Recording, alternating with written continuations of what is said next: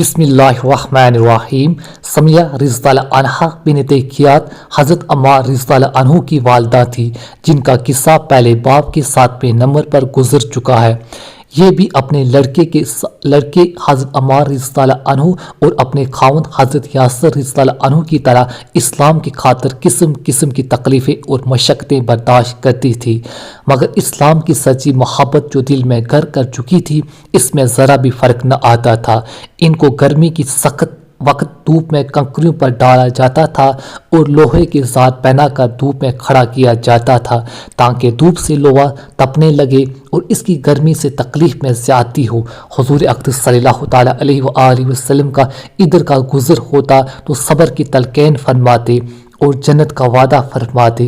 ایک مرتبہ حضرت سمیہ رضی اللہ عنہا کھڑی تھی کہ ابو جہل کا ادھر کا گزر ہوا، برا بلا کہا اور غصے میں برچھا شرمگاہ پر مارا، جس کی زخم سے انتقال فرما گئی۔ اسلام کی خاطر سب سے پہلی شہادت انہی کی ہوئی۔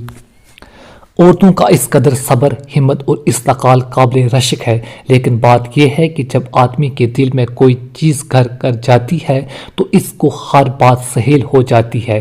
اب بھی عشق کے 20 قصے اس قسم کے سننے میں آتے ہیں کہ جان دے دی، مگر یہی جان دینا اگر اللہ کے راستے میں ہو، دین کی خاطر ہو، تو دوسری زندگی میں جو مرنے کے ساتھ ہی شروع ہو جاتی ہے، سرخروں کا سبب ہے، اور اگر کسی دنیائی غرض سے ہو تو دنیا تو گئی ہی تھی، آخرت بھی برباد ہوئی۔